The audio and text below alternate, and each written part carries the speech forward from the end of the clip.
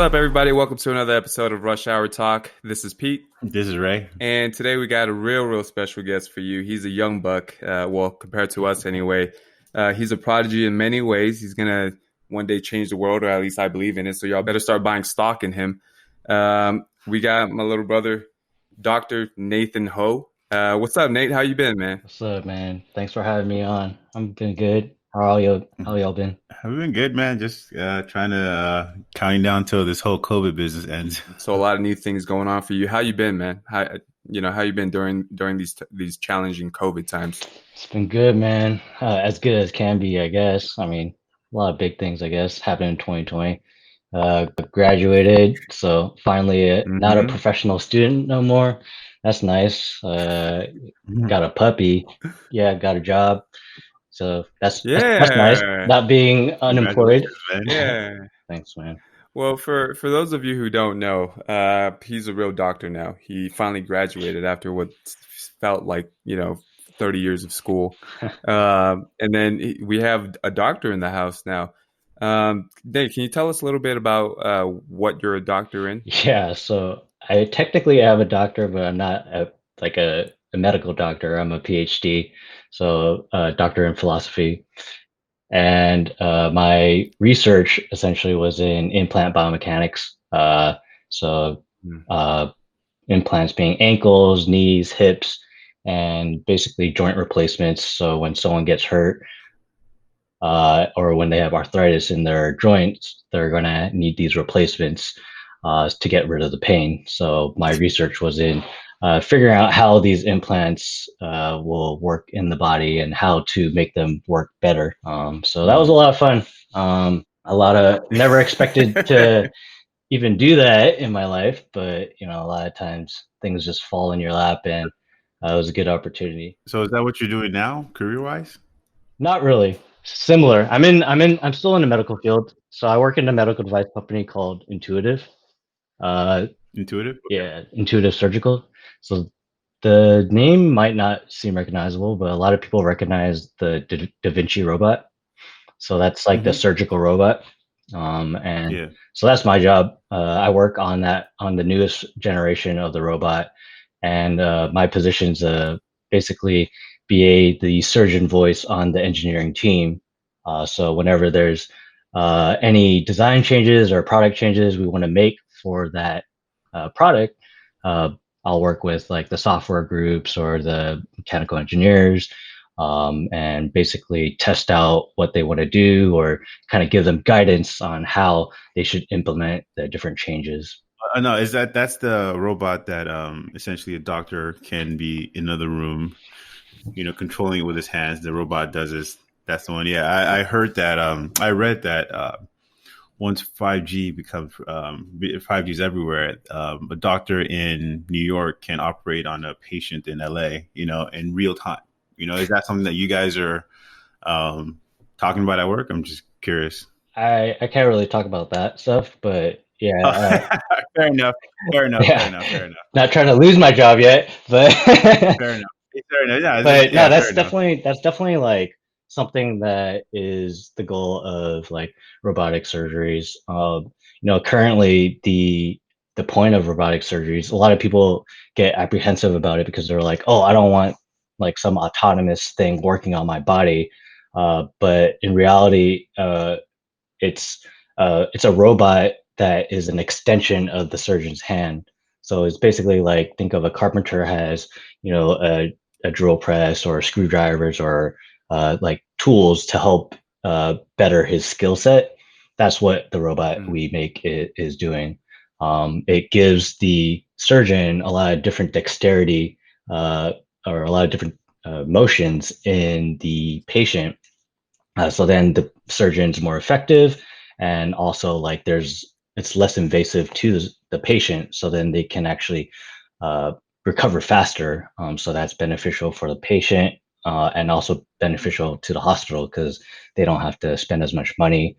And it's just a better outcome for everyone involved. This kid, and I still see him as a kid, has come a long ass way. Ray, did I ever tell you the first time I ever took Nathan to a party? It was the weirdest shit. It wasn't even about the party, but he couldn't Was he even drink. 21? No, he couldn't drink or buy alcohol or anything like that. But we were supposed to go to like our friend's house for just like a party, just like any other party. But so I picked him up, right? And he came down and he had like a backpack. And I was like looking at him like, what the fuck are we going are we going to study right now? What the fuck you have a backpack for? Hey man, he's a doctor, bro. He's always studying. But then like so I was like, what the hell do you have a backpack for? And he's like, oh, here, I'll show you. You know, and they, you know, calm, cool. He opens it up and then he pulls out like this box of cookies, right?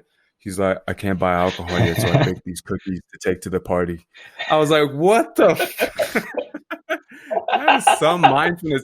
That fool went, he baked cookies, put them in a box, put them in a backpack, and then he was like, I'm ready to party. I couldn't buy alcohol, but I'll give cookies. Yo, my parents brought me all right. You know, it was like, hey, don't show up to that party empty-handed. How old are you guys actually, Pete? Nate was 20. How He old was are you? probably 20, maybe 19, maybe. No, I was about 20. I'm sure all those party goers appreciated your contribution. So big ups to you, man. Man, I fucking ate most of it, man. It was bomb, yo. I don't know. I think you bought like just the easy cutting up bacon stuff like that, but that shit was still good. They're for sure the easy big ones.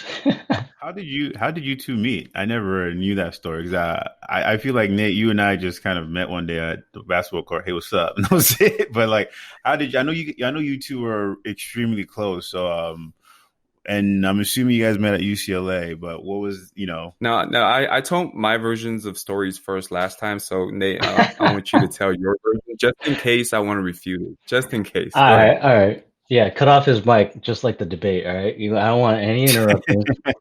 Yeah, we met at UCLA, and I was obviously younger than everyone else there.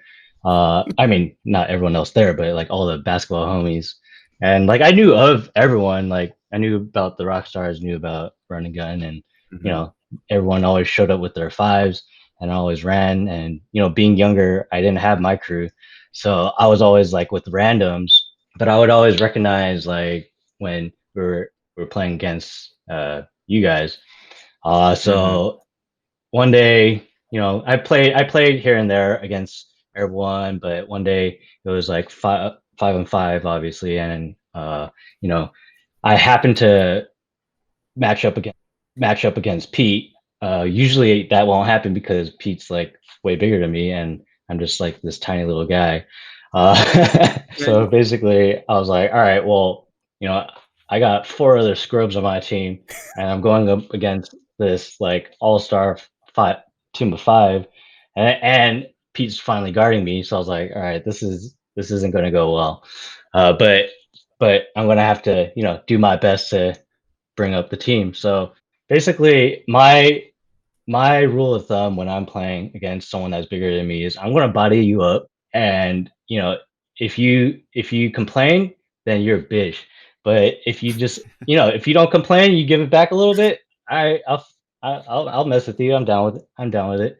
So you know, I give him a little bump when we're like boxing out or something on the first shot, and you know, Pete didn't say anything. He just bumped me back, and then I was like, all right. It was off to a good start. And then slowly, like up and down, like it just started escalating more and more. Where like I was like full on boxing him out, like backing it up, and then he would just like do the same thing to me. And then basically towards the end of it, it was a wrestling match, and we weren't even going for the ball anymore. It was like the shot would go up, and then we would just be wrestling in like the weak side quarter with the ball wasn't even close to us.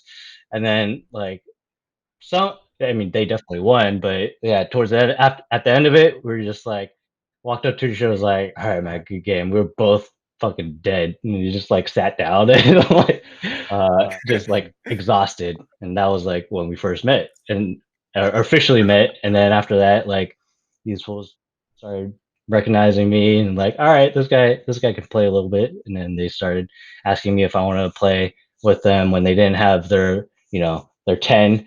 I thought this story was gonna go about the same way as the story with David Wang.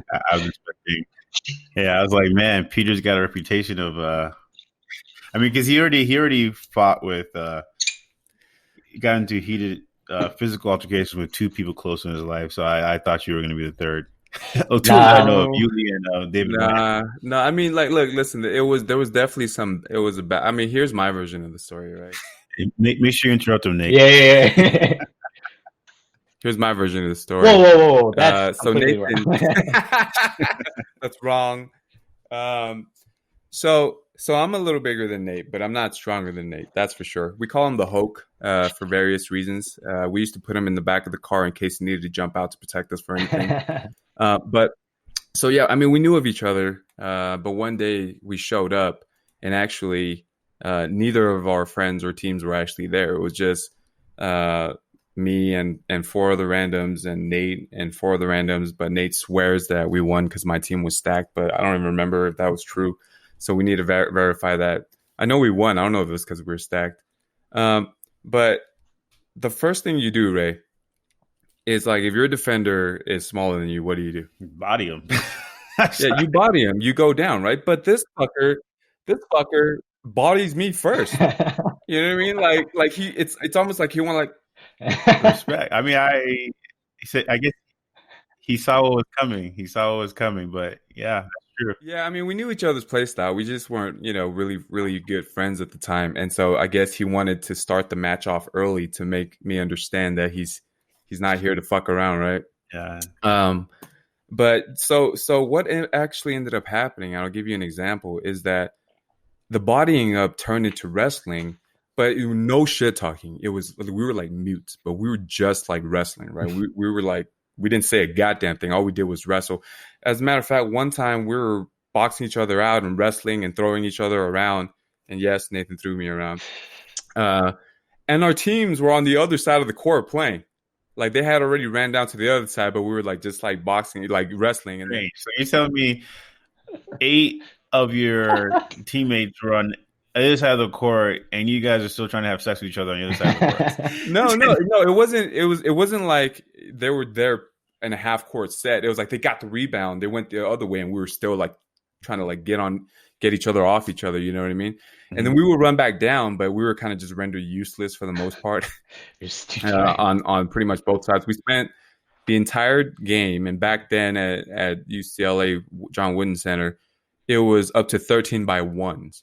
Okay, so as you can tell, that shit takes forever, right? Yeah. So we had, I guess I only played one game that day because after that game, I was fucking dead tired. Like I was dead tired. Afterwards we said good game. We went to the fountain, and then as we were walking back to our backpack, I see this fool walking toward me, and we just looked at each other like, "Fucking good game, bro, good game." And then it's like you don't really do this, and then we just hugged each other. You know what I mean? Like, dude, that was something fucking else. And then ever since then, it was like, we were like boys. We were brothers.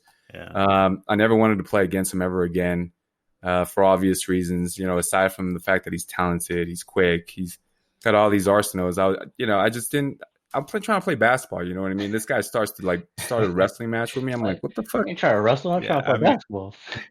I'll tell you this much, Nate. I played when you started playing with these guys. I wasn't really playing at UCLA very often. I actually played there sparingly towards the end, but there's a couple of times where I played you, and you were the only person, even people who were bigger than me, that like if I bumped into, it was like everybody. If I bumped into, and like at the time, like I was working out, but I wasn't working out like religiously. But I always had like muscle on me, so like I could pretty much move everybody around. I could still move you around though, but I'm just saying. I'm just kidding. Like honestly, I honestly like I do remember thinking that with myself because let's be real here. You are smaller than most, so like the perception, especially with clothes on, nobody knows you got a 6-pack and you're rock solid. So like you walk into it, boom, it's like okay, that dude's like a black hole, man. He's dense as fuck, dude. He's stronger than gravity, man. I swear to God. It's like I mean, like I don't like running into Nate's screens for a very specific reason, man. It's because I don't want to dislocate my shoulder. And usually, Ray, we play hard, man. But if Nate's setting a screen, I'm just gonna like casually go by him, you know what I mean? And at that point, Ray, we had the rock stars. I think I remember talking to you about this too. And then there was also our I guess our like brother team, right, Run and Gun 2, which is our other set of friends. But I remember talking to you about Nate being like, "This is the next generation over here. We need to pick this dude up because we're not going to be able to last that long." You know what I mean? Because and from there, I'm sure Nate had other recruitments too. But I'm super happy that he ended up signing with the rock stars. Kept us fresh, kept us young. And I've never seen anybody block jump shots like Nate. It's hard enough to block a layup. This fool, whoever he guards, I swear to God, at some point he's going to block his jump shot, and they could be fading away too. Mm-hmm. So he was something else, man. Like he gave us like this other edge that we had or that we didn't have before, outside of like, let's say me and you, right? Nate was a different animal on the effort. Yeah, it's unfortunate that I don't think I really got to play, like, at least back when I was in 100% shape, full Rockstar game with you. Because as Peter would tell you, like in our team, like if we were losing, Peter and I were always telepathically talking to each other on defense. We're always playing hard on defense, yeah. And then we always knew when to trap people.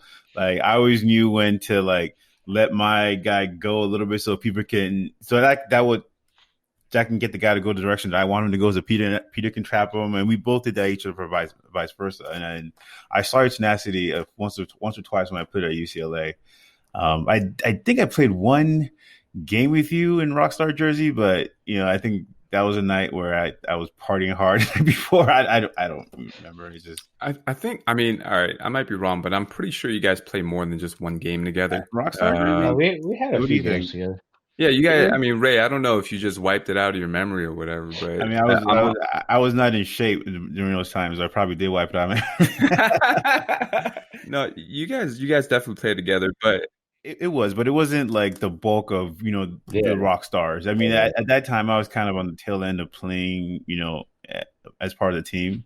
So it was almost like the tail end of my Rockstar career. It felt like I was Shaq bouncing around from team to team, So. And Nate, I don't know how you felt afterwards after that wrestling match, but I was fucking dying. I was fucking absolutely dying. Yeah, I was exhausted, but yeah, I mean, it went back to like my philosophy, like, bro, if I'm gonna bump this guy, if he says something, he's a little bitch. But we both didn't say anything the whole time. I'm like, all right, this guy, I can fuck with this guy. And then it was game over after that. I met Nathan before he could even buy a drink. Yeah. Okay. He was bringing cookies to house parties. Got a chance to play basketball with him. Got a chance to watch him go through all his, accolades of achieving things, educationally, and then to see him become, get his PhD this year and graduate, and then get a job. All I gotta say is, finally, man. Fuck, dude, what took you so long? Yeah. No, all I gotta say is that, man, it's been just so much like fun and just like privilege just watch you go through all these things, right? Like I'm sure, like most people around you, I mean, just watching you grow has been just something that I've always just enjoyed. Yeah, man. I mean, it's true that like I did a lot of hard shit in my life, but like honestly, like when I think back about it, it's like, yeah, a lot of it couldn't have been done without like all y'all, like all the support system around me. And I grew up in the Bay, but technically I technically grew up in the Bay, but I also grew up in LA. Like became older, became a man, learned a lot of different things from everyone. So you guys pretty much helped raise me. So for that, I'm super appreciative. You heard that, Ray? We have stock into this fool right now. What was the ticker symbol again? I'm just kidding. Yeah. I'm kidding. Nah, but for real, like it's like a lot. A lot of people burn out from whether it be a job, whether it be school, but being able to like just go play ball or like grab a drink, blow off some steam, like that helped like so much. And it's like all you guys were always like so welcoming into the rock star life, or the rock star's life, not the rock star, but both. But it's just always like you guys always have my back, and it was good to have that support system in LA. Even though like most of my like family, like blood family was up there, I was able to form my family down in LA. So, for that, I'm always grateful. I'm definitely glad I ran into you, and I always thought you were a really fucking cool guy. So you're always a pleasure to hang around. Likewise. Ain't that the truth? Speaking of rock stars, do you know how we got that name? No, well, Pete told me, but I forgot. What did he tell you? I'm really curious. I'm pretty sure he told me once. Right? It has to do a lot with that Lil Wayne song. Yeah, actually, it does have something to do with that Little Wayne song. I think there's another. You're talking about "Let It Rock," right? Yeah. And I remember we were living Yeah. together. I remember I ordered the jerseys from the Philippines. They came in. Mhm. It was like, oh shit! I think correct me if I'm wrong. I think the inception of the name was You and I. Yeah, so the inception of the name, well, we went through a few team names, right? Like we did a few things, and then I think one day we were just kicking it, and I think we wanted to encapsulate, not just a team name, but like a lifestyle type of thing, like how to do things, right? It was like a philosophy almost. I know it sounds weird, Yeah. but there's like all these cool teams out there. Running Gun's a great name, Yeah. that's our brother team, and there's like all these cool names out there and quirky and stuff. And Ray and I were like, fucking, let's just own this shit, man. It's like, it's uncommon. Nobody would really call themselves this, but let's do it. Yeah. And just kind of like live by that. I mean, I don't know if that's what you remember, Ray, but it also hit independently. We were both playing that song a lot. no, it just made a lot of sense. And Yeah. truth be told, I want to kind of learn a little bit more about like where you're from and where you grew up, right? Can you tell us about how you grew up and how this mentality that you have came to be? Yeah, I mean, well, yeah, I grew up in the Bay, and I'm sorry. What'd you say? the area. I think like a lot of parents with immigrants, like that's a lot where a lot of the motivation and the drive came. I don't think I'm anything special in those regards where, like our parents gave up everything in their lives to come over. And when they came over, it's like, well, yeah, I want to make sure I don't waste what they did. So, that drove me a lot to make sure I don't like squander opportunities and, make the best of any opportunity that presents itself. So, I mean, that was a big driving force in terms of, doing well in school and getting a good job and all that. But yeah, I mean, I think that's how it started. And as I slowly got older, like the habits kind of ingrained themselves in my personality, and that's kind of where it derived from. And then it started becoming for myself. Like I didn't want to fail, and then that's where that's how I became who I am. But it always drove back to just trying to make sure I do right by my parents and shit. You said earlier that you never imagined that you never imagined that you'd be in the field that you're in. What do you mean by that? Yeah. Well, I mean, in undergrad, I was straight up like, all right, I want to get my 4-year degree and get the fuck out. But and I was doing electrical engineering, and Oh, nice. yeah, it was good, but it was interesting, but I wasn't good at it. I wasn't like smart enough or something, but it was just didn't click. And I got the degree, and like I essentially tried to find a job, but the economy was pretty bad at that point. So then I was like, all right, let me go back and get a master's. And I went back to a different school, not UCLA, and Which one? I went to SC. Where? USC, yeah. Oh, so you're just like Dave Wang. Okay. Yeah, okay. yeah. Respect. Yeah. Respect. But I really liked the master's program. Like it was essentially the reason I liked it was because it wasn't like undergrad where they wanted you to throw hella different information at you and then just see what stuck. Like masters, it was very focused on what you're interested in, and Yeah. you know, I Mhm. I I think it's kind of absurd to ask a 18-year-old like, what do you want to major in for the rest of your life? And you know, the way I Right. chose electrical engineering, it went down like this. I was sitting in my room and I was like, all right, well, I suck shit at writing. I'm pretty good at math. So, all right, I'll be an engineer. And then I like looked up all the engineering types. I was like, all right, well, all of these sound real hard, but my dad's an electrical engineer, so I'm going to be an electrical engineer. So that's how I did EE. But then, yeah, Oh and wow. then when I was at UCLA, I found out about actually the Da Vinci robot from Intuitive. And then I just found out all about biomedical engineering. And that's where, like, after undergrad, I decided to do the master's in biomedical.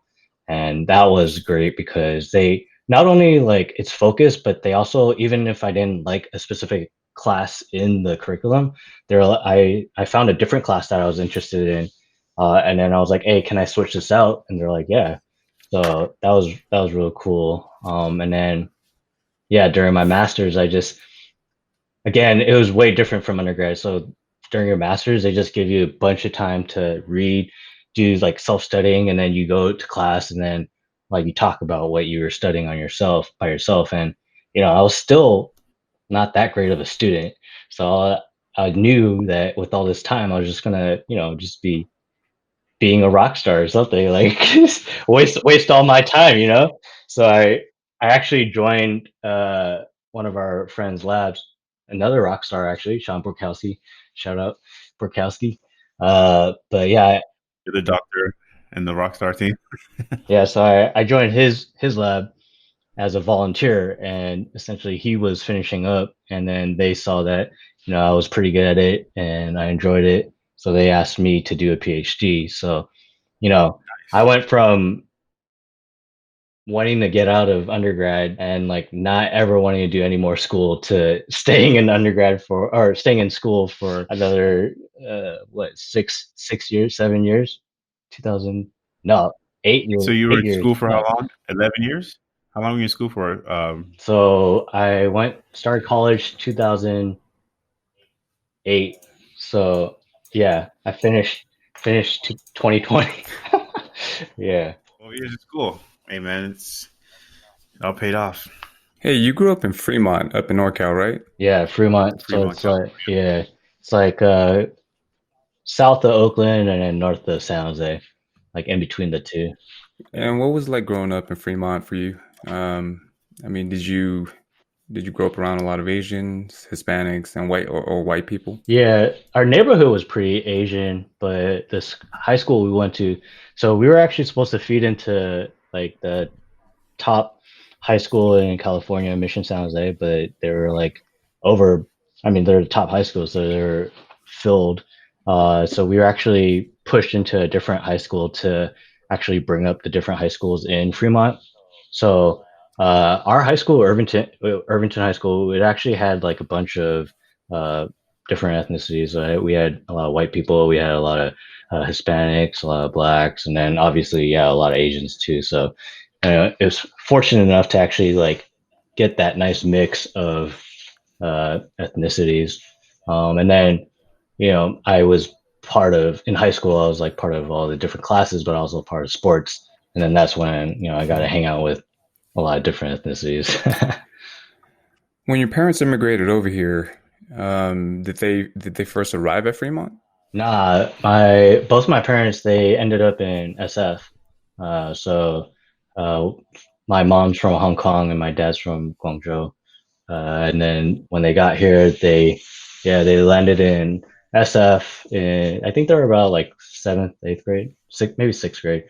And then yeah, they grew up here, and then they basically had me, and then they moved from like San Jose, Milpitas, and then Fremont. So Ray, I Uh, don't know if you know this about Nate, but he almost had adoptive parents. yeah, so Wow. yeah, like Pete said, I'm a baby. So I was actually a mistake well, because my parents, they were babies when they had me. They had me when my dad was 20 and my mom was 19, and I was yeah, I mean, obviously I was a mistake, and basically they were like, okay, well, we're both our families are pretty poor, and we're just like starting college, and like we don't have the beans to take care of a kid. And you know, when I was 19 and 20, I look back and I was like, bro, I can't even take care of myself right now. Like, can't imagine taking care of a kid. But essentially, Yeah. like they had me, and uh, they decided, okay, well, we'll give him up to adoption because we we want him to have a good life, and they felt like at that point in their lives they couldn't provide for me, so they actually gave me up for adoption. And yeah, so it was with this white family. Like I was adopted by a white family, and I know this because they actually my parents had like like a week to change their mind, and then at that end of the week they actually did change their mind, but they actually had a family photo of me with that like white family, so that's how I knew that it was a white family that adopted me. And yeah. Can you send that over at I'll have some to, I'll point? have Can to you send find it it. I'll have to over? dig it up. My parents showed it to me, so I don't really. You were you were born here then. Your parents were already here when it happened. Yeah. I was born And so here. I feel like that's I mean that's a tough conversation to have with your own child. How did they you know tell you that? How did they bring that up? I knew that my parents were young, just because they're always the youngest parents at like any of my school events and all that. And like I just I remember, we didn't have very many things growing up, and I'm always grateful for my parents for like taking me back, obviously. But like I remember like people would have like I don't know like game systems and stuff or like some other stuff, and like just be like, "What are you guys talking about?" Like I'd never even heard of that shit, and so I mean, but like my parents spoiled me in their own ways. They like always gave me like Yeah. what they could, and so it was like I don't have any regrets on how I grew up. And Yeah. when I think I was like in college when they finally like told me like the whole like, oh yeah, you well they I knew I was almost adopted, but I don't think they actually showed me the pictures like until I was like in college. But how did you know you were almost adopted? That's the because I mean they could have kept it away from you and they could have tossed that picture in the trash and because they could have felt embarrassed by it, and I commend them for keeping that part of their history, still alive Yeah. and telling you how about it. But I'm just curious, if I could speak to them, I'm just curious, like why, not why, but how they came to decide, hey, we need to tell him, that he was almost giving up, and I don't know. I mean, I would have no problem telling my kid, "Hey, motherfucker, you better behave. I gave you up once, so I'll have no fucking problem giving your ass up again if you misbehave." So once he got into college, would have probably been the perfect time for me to tell his ass that. I would have done it after he got his PhD. I'm like, all right, cha-ching. So, which one of your parents told you? It was both of them. I actually, yeah, I don't. I think what happened was like they were going through their stuff, and like they found the picture, and then they kind of just like were like, "Hey," or I mean, maybe I was just being an asshole, and they're like, "Hey, man, sit down." You know? Yeah, I exactly. Yeah, That's I parenting actually right there. don't remember how it came up. I just remember being like, "Oh fuck, that's some crazy ass shit." So, why did your parents decide otherwise and decided to take you back? Like I guess it's just because when you see your blood, you're like, all right, that's kind of you can't give them up. You know, I know that like yeah, my family kind of like where they like I think it goes back to always like it takes a village. You know, my aunt always like helped take care of me while my mom was like going to school because she actually has her JD. She's a lawyer, Hmm. practicing lawyer. So like Your aunt? my mom, Yeah, Your mom is. yeah, Oh yeah. wow, that's So like I remember, and your dad's. yeah, my dad's an electrical engineer, but like I remember like when I was little, my mom was taking her bar degree in San Jose, and then like I was with my dad, and we were like we dropped my mom off, and in the beginning of the day, and then we like went around like San Jose just hanging out, and then like it was a whole day test, but like I never realized how much work that was. Your parents sound amazing. I can see where you get that work ethic from. To be young at that age and to have a child and to be as accomplished as they are, that's a testament to who you become. So it all kind of makes sense now. Yeah. Did I that mean, stick with you after college? Because you could have easily been part of the Brady Bunch. Yeah, I was like, come on, mom and dad, I could have been in the Brady Bunch.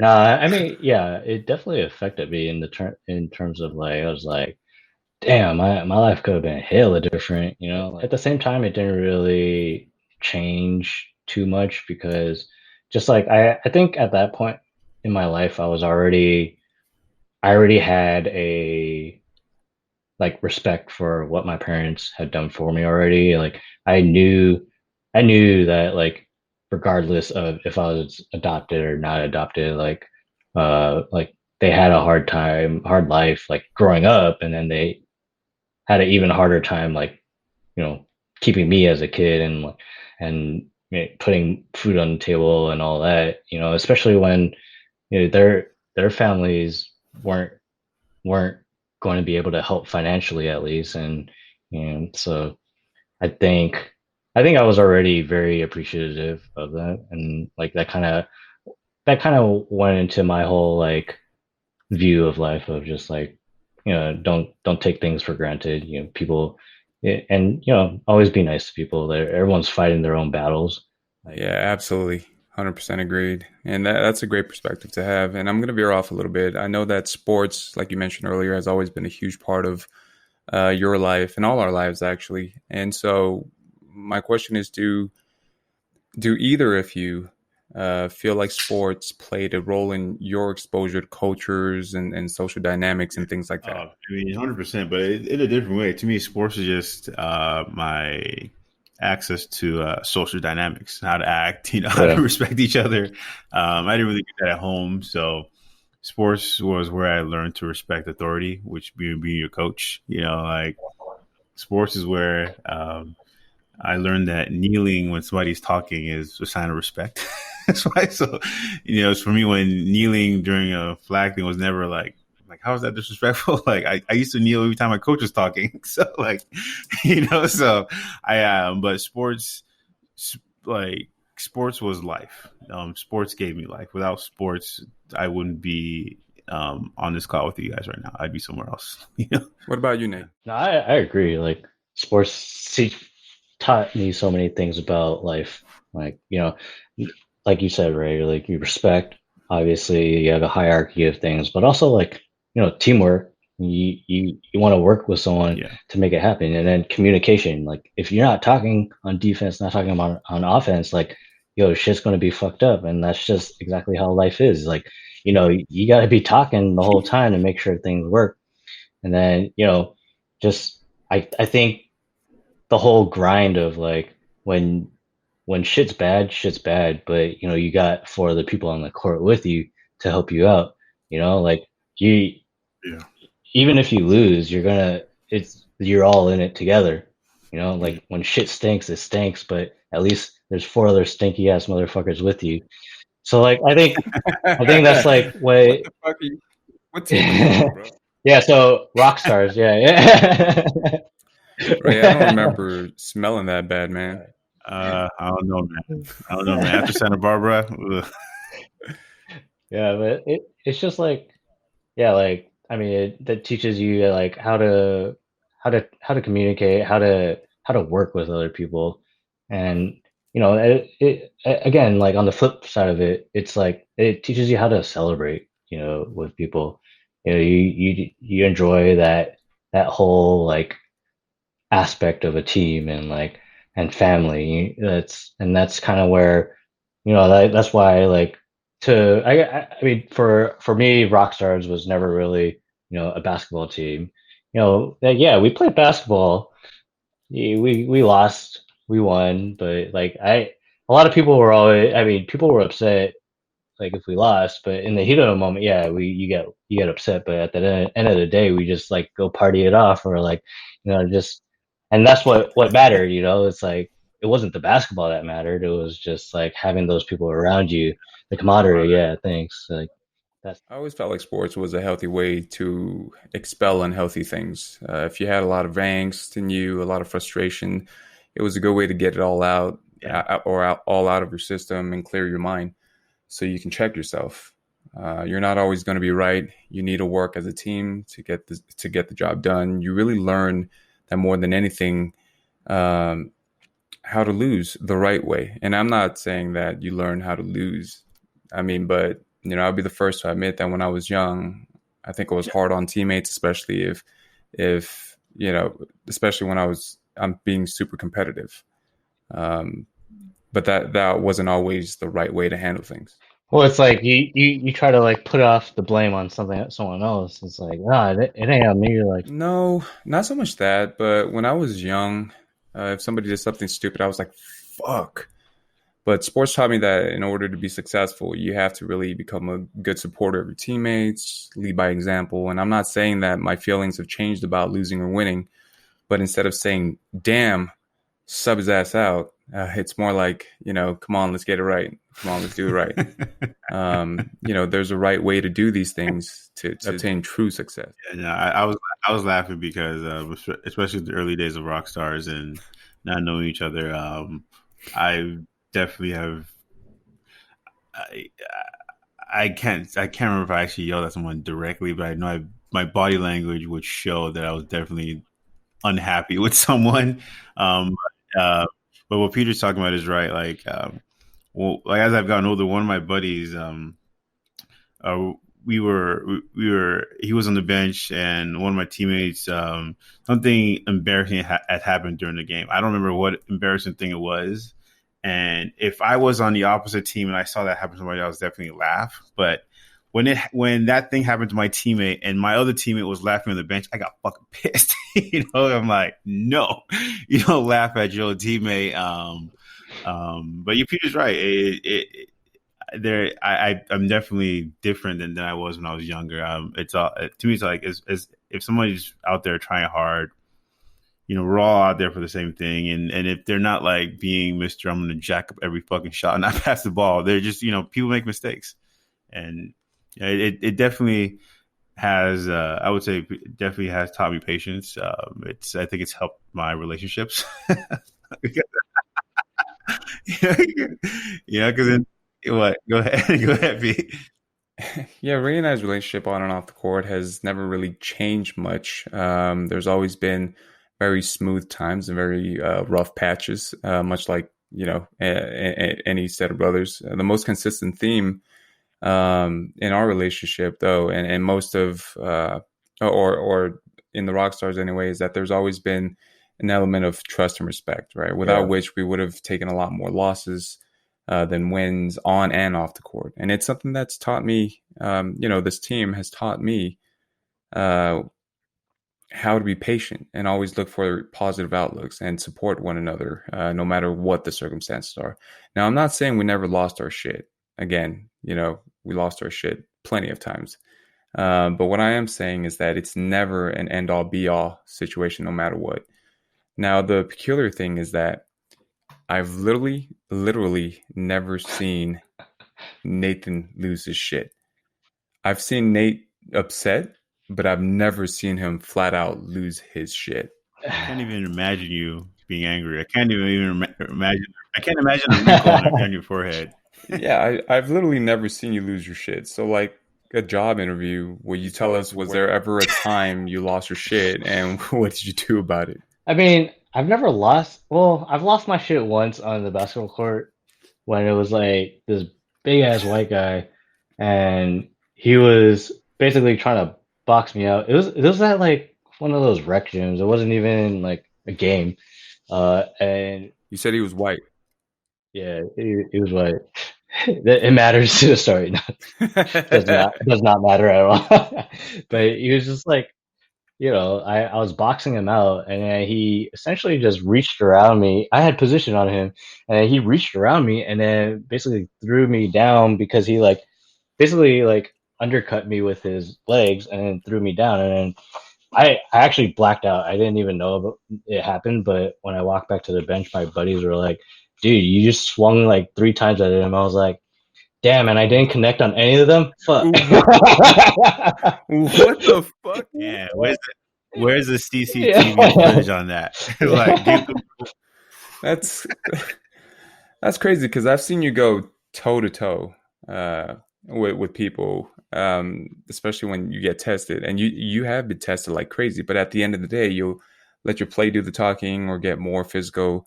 So in this instance, I mean, can you tell us a little more what happened here? Yeah, I think it was more just like because of how he approached it, and like like when you have position on someone, like, or when they have position on you, you're like, all right, like that's a good box out. You're not gonna like do some dirty ass shit and like reach around and pull him down. And then I don't know. I guess I was just like, because that guy. I mean, I'd played with him before, against him before, so I was like, dude, you can try that shit on some other people, but you don't do that on me. Like when we have like this unspoken like agreement that like we both know who each other are.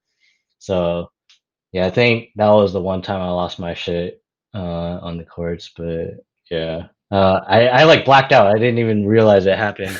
He went full Hulk smash on a fool, but he didn't land any of his smashes.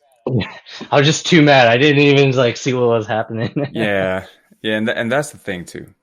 Being a rock star to me meant so much more than just being on a team with my friends and winning championships. It was a way of life, that we all kind of bought into.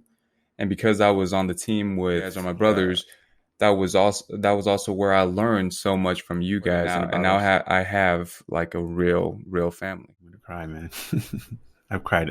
I've cried a lot of times about this. We got our next That'd be the title of the podcast. I cried a lot about this. No, I'm just saying, like, sometimes you should think back to what sports has done for you.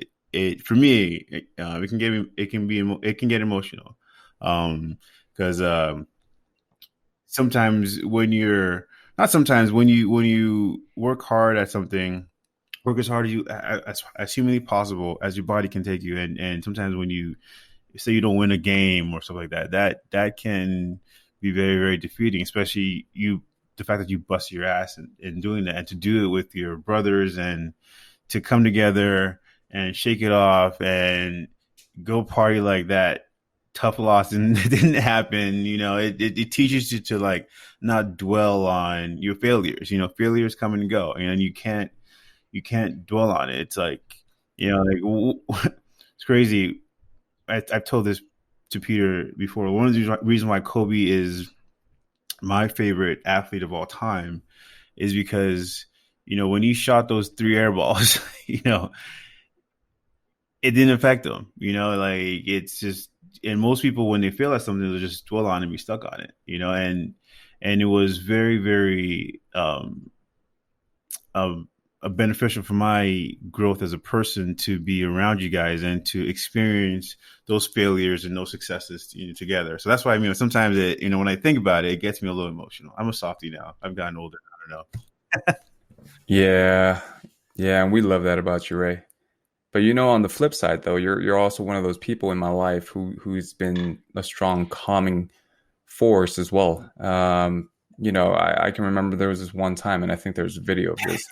Where we were playing in a championship game at UCLA, and we were trying to go back to back since year prior, and it was a very, very close game. There was this one play where a really good 3-point shooter pump faked from behind the arc and made me jump, and the ref called the foul on me, and in the act of shooting, and I was about to lose my shit. Ray saw that I was about to lose my shit, and he came right up to me, and in his most kind and gracious way that he can be, he said, "He got you, bro." Yeah, he got you, bro. And I was like, okay, on to the next then. But what I'm saying is that his family has really uh been a staple in my life and has really taught me in so many ways. It ain't ever that bad, especially when you have, you guys in my corner. You've all heard the phrase ball is life. 100% fact. 100% Yeah, fact. no, I mean, at the end of the day, it's a game because you put the ball in the hoop. But like, I think what we take away from all of that is like what's actually beneficial. It's like just goes to your point. Like we learned so much more than just how to shoot a basketball, how to, move your feet on defense. It's how to live life. Who's your team? Warriors. Since when? Were you a Warrior fan prior to?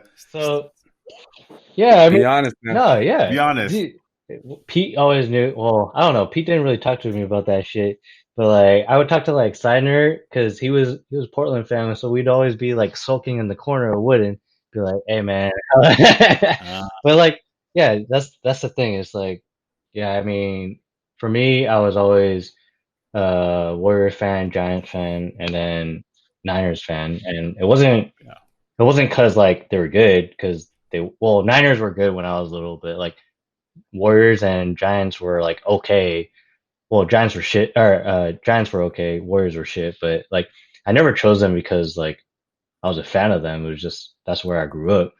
And then yeah, when I got to UCLA, people would be like, "Hey, who's your team?" I'm like, "I guess the Warriors," but it'd be like under my breath, like yeah, it'd be the Warriors.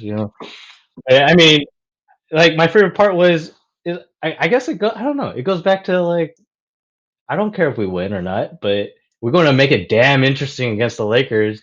You got like Monte pulling up for some crazy ass like curl 3-pointer and like hitting it, and then but like yeah, no, I mean like I don't know, Baron Davis, Corey Maggette, like all those guys, like it was just like fun watching them like make it close. Like we would be shit the first 2 quarters, and then third quarter we'd make this like crazy run, and then starting the fourth quarter we'd be down by like 2 points. Everyone would be sweating balls, and then we'd get blown out by like 20 points. Like, so like yeah, I mean that's how it was growing up as a Warrior fan, and then when we finally won, I was like, damn, everyone be hating on us because we won one championship. Like what the fuck? And then like 2015, definitely my favorite year when we won because I was like, bro, we got like this like nobodies, but like I mean it wasn't a stacked ass team. It was just like a deep ass team, kind of like how the Lakers like had deep ass bench this season. But like we were deep, and then like yeah, we added KD, and it wasn't as fun to me, but we still won, so I ain't mad at it. My favorite Warrior moment ever was Baron Davis on AK-47. Ever. That was, I mean, Baron Davis, my favorite UCLA basketball player of all time. I thought he was going to do great things, but I felt like he kind of became like Shaq and got lazy. He was always shoulder injury, and then he had his like back and shit, and knee. I remember watching him with the big ass knee brace, and he was dunking on people. I'm like, what the fuck is this guy? And he's heavy. Full of What is this slick, yeah. guy? But I think honestly, the Warrior owners, I don't know them. And from my perception, looking in, like those guys are geniuses. Because when I found out that they traded away Monte, I was like, "What the fuck?" And everybody knew Steph had bad ankles. Like that was and I remember watching the game and the whole fucking city booing them. Yeah, Boo. Dude. And there was something else that they did too after that. Oh, Mark Jackson. When they fired Mike Jackson, even their star franchise player was just pissed off. Yeah. They brought in Steve Kerr. Yeah. I mean, I'm just saying, like, it's just they made decisions that was against that everybody the majority was against. They were like, no, this is what we're gonna do. And to their credit, they've had a lot of success. So all those guys, but the Warrior owners or whatever, they were the first group of, I think they were private equity people, but they were like the first group that actually like they were like, oh, we should invest in a basketball team, and they ran it like a private equity business, and that's why it was so different. And like, I mean, hindsight, it's definitely 2020. I remember when they traded away Monte, I was like, for who? This dude that's been injured? Who? And then, but then when they traded away Mark Jackson, I was like, everybody. I was like, all right, maybe they know what they're doing. And then when we got JaVale, I was like, all right, these fools, what the fuck? But then we won with JaVale. I was like, all right, well, you can't be mad with JaVale. So yeah, I mean, I don't know shit about business. JaVale's got more rings than CP3 and Russell Westbrook combined. Shit. Dwight even got one now. Yeah, Dwight got one. Just saying, man. Like I never understood that. Like I always loved JaVale. Even when he was doing dumbass shit, because he was to me he was just so unique. Yeah. You know what I mean? He would do dumbass shit, but it's because it's so easy for him. You know what's crazy? Do you know who I thought would have a better career than JaVale? I mean, I think this person has made more money off the NBA, but JaVale's more decorated. What's his name? DeAndre Jordan? 100%. Because 100%. Like JaVale has a better resume. DJ is way more athletic. Oh yeah, way more athletic. I don't know actually. DJ's probably stronger, but JaVale's pretty fucking. I mean, JaVale had that two rim dunk, right? That was pretty dope. But DJ, I think DJ is more athletic. No, so DJ is a little more built, but I think also JaVale is not about that hype either. Yeah. In which was the downfall of the Clippers each and every time. You know what I mean? It's like they had a really, really good team, but like the Napoleon complex, like they carry themselves like they're about to do something, and then all of a sudden they don't. It was like too soon, Clippers. Too soon. You got to save this conversation for when you get Scott on the. Yeah. Send him some tissues too. Damn. I saw a rumor from Clutch Sports that I mean it's all fucking rumors, but like they might blow up everything, including shipping Kawhi. What? Really? Honestly, like a lot of stories are coming out now about how toxic Kawhi is. Like, because this is the first time he's getting his way, like truly getting his way, and apparently he's just really, really toxic. I think it's the fact that he's not a vocal person. Like so he's not your standard. Not actually, standard is the wrong word, but he's when you're a leader, you have to be vocal, and he's not. He's Mr. Quiet guy. And I think that's why that what's his name? Paul George. Remember, he apparently was trying to give a motivational speech in the locker room. And he got laughed at. But like, why is Paul George giving that?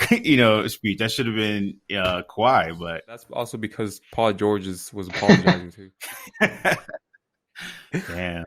No, I'm for real. Like, if you think about it, though, like it's like Pat Bev. It's all like energy and vibe player. You know what I mean?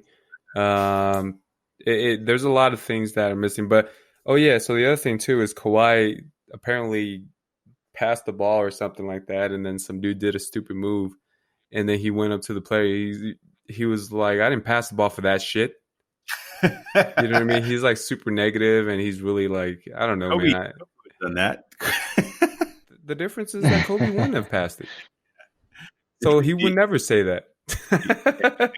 I think I sent it to our group chat, that meme. If Patrick Beverly was a shoe and it was a black Air Force One, it's all black on black on black. Dying. Like you don't fuck with that. It's just like Air Force Ones are a sick shoe, but the all black ones. No, if someone wearing a all black Air Force Ones, you don't fuck with them. It's funny. That's how you interpret it. I was just like, damn. It was just like, yep, that is Patrick Beverly. I didn't think Kawhi or Siakam were franchise players. I didn't understand. I mean, Kawhi maybe, but I didn't understand the whole Raptors move of making Siakam they paid him like a franchise. They paid him max, right? They made him a franchise player. Collective bargaining agreement. They had to. It was like, oh, you lose them, and the players have way more power now.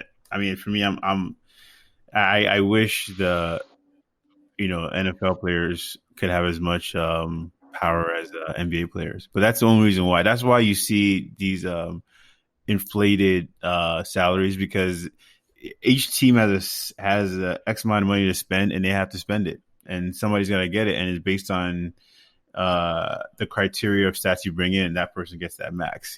But that's why it is, and it's to us as people from the outside looking in, it's like, fuck that. Why is this person getting paid that? But it's by design. It's part of the collective bargaining agreement. And to me, like, anything that evens the scale with owners and players, I'm all for. So collective bargaining agreement, right? And CP3 is the players union's president, right? So he has a lot to do with that too, right? Apparently, there's this story going around when CP was a Clipper, and I think it might have been Nick Young who actually set the story. It didn't really catch wind, but CP3 knows what he's doing. He's a stat monger. We all know that, right? And like, he helped build that CBA thing too, or like, even update it from time to time and for the players and stuff. But apparently CP3 used to go around telling people, it's like, you better fucking get in line because I could ruin your career and like, you won't get any fucking stats. I believe that shit. CP is a fucking bitch. Fuck CP. I hate CP. CP3 was like walking around like, yo, you better get in line with this shit. Otherwise, like, I'll pass you the ball with like 2 seconds left and force you to shoot, and you have a bad shooting percentage. It's like that type of shit, bro. Like, for real. Like, Nick Young said that he was fucking asshole, man. That shit. Like, and he would throw, and this is their livelihood. You know what I mean? Yeah. And then it's like, so Chris Paul got his hands on making the rules, and then he's got his hands on how the rules are carried out, right? And like, I can make you look real bad. Yeah, fuck CP. I hate CP so much. I think he's the best pure point guard in our lifetime. What the fuck are you? Get out of here, right? Like, you didn't see Magic Johnson? No, sorry. No. I mean, Magic in your lifetime? John Stockton? Steve Nash? I'm talking about like after their era, I'm talking about your traditional. I was about to ask, when did you graduate high school? In your lifetime? Like, when did you graduate high school? The point guard role is different now, but if you're talking about like traditional basketball point guard, CP, besides his attitude, like, he is like, he's good. He's good, but he's good. For me, and I could be wrong, I'm not in the dynamics. I think if CP had full control, the Clippers probably would have done better, because Blake was just, Blake got all that dunking shit got to his head. I don't know. It's I think he dated Kendall Jenner, right? One of those. It's the curse of the Kardashians. Wouldn't you date Kendall Jenner? Podcast? Hell no, I wouldn't date Kendall Jenner. I did want to kind of ask you, in your life, what kind of motivates you and kind of keeps you going? Is there someone or something that keeps you going? Well, first it was not getting an ass whooping. Then it was making my parents happy. Then it became more of like for myself. And that transition really happened during my master's and PhD in terms of schooling. Cause like at that point, it's like no one's forcing my hand. And I was paying for my master's, and like, I guess like, yeah, at that point it's my money. Like, I'm going to make the most out of it at that point. And then the PhD, luckily, it was paid for. But for me to be able to do that, like, I need the people around me. So like, it takes a village. But at the end of the day, like, it's for everyone. I owe it to a lot of these people that were around me, and a lot of these people that supported me through these times. I recognize that like everything I've done is not possible without all of you guys, all of my friends, all of my family. And like, not to be that like corny ass Toretto, Vin Diesel, like, I don't got family, or I don't got friends, I got family. I don't know. I think that's like a very unique way of thinking of things. It's like, and like, as corny as it sounded, like, I definitely think I resonated with that. You came here and you managed to find a home, you know what I mean, with the people around you. Is that how you feel? Like, do you feel like you made a home for yourself here, and you feel like you're proud of the people you surrounded yourself with? So yeah, I mean, I definitely feel like I made a family. You know, um, like I think a lot of people are jaded by the whole LA and correlating that with Hollywood and thinking like, you know, there's all of it is the glitz and glam, and you know, there's all fake boobs, Kylie Jenner, like fake ass, like everyone's fake. And to a certain extent, like that, I honestly thought like that's kind of how it was when I first went there. But I think I was able to gravitate towards like-minded people because of how I acted, and like my people found me, and that's who I found in the rock stars. That's just, you know, I think it's a very uncanny feeling, and I think the best way I can describe it, I don't know if you guys want to leave this in this, but like when you're at a bar, like have you guys ever noticed how you're just like, hey, where are you from? And a lot of people like you strike up a good conversation with someone and you're like, where are you from? A lot of the times those people are from similar places that you've been. Like they're from LA, they're from the Bay. And granted, yeah, those are big cities. So there's a high percentage of people or will be there, will be from there. But I think like it's kind of uncanny, but I think it's because you kind of draw that same kind of that personality to you. And I think I was able to find a good family because I was like I wanted that good family, and I was able to find that at UCLA through you know the rock stars and you know other people we hung out with, like not just rock stars, but like other people we hung out with at UCLA. So You know, you recently had one of your best friends from your hometown move down here too, and then you introduced him to us. Oh, Was he, you know, when he saw the life that you built here, did he already know the type of life you had built for yourself here, or was he kind of taken aback by how far you were able to go here? that's a good ass question. No, I think he was surprised. Definitely, he definitely like realized that like the same kind of like light bulb of yeah, I mean there's some good ass people down there, like you know like it, and I think it helped him grow a lot actually. And the same way I grew from moving down, it's like you know you're in this like bubble, for lack of a better word, of where you grew up. And I mean he said to me, he's like, thank you for introducing me to good people. You I know, we're a reflection of who you are, so we didn't want him to think that, Yeah, you know what I yeah, mean? I It's keep like, good company. Like I'm not gonna I'm not gonna be hanging around with assholes.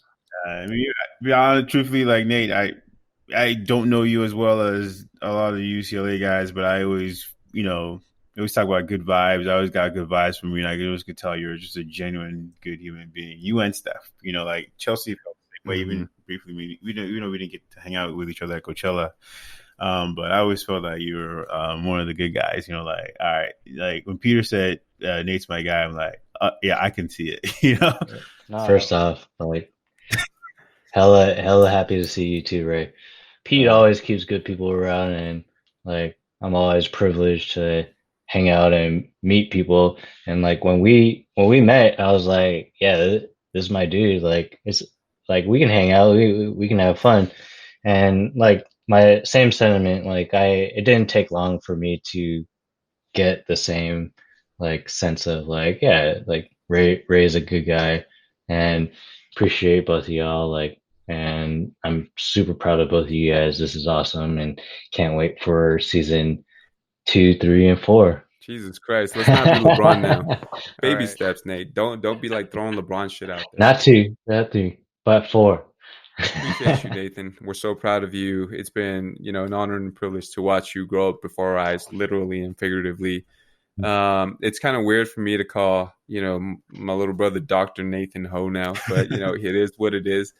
You know, and when you get the chance, I mean, tell Steph we say hi, tell your family Yeah. that we send our love. But for real though, thank you so much. I love you, man, and appreciate you coming on to the show. And I hope you do come back again, Much appreciated. Thank you guys for having me. I'm so proud of both of y'all. Thank you for letting me kick it with you guys. Like, love both of you guys. And like, it's been a blast.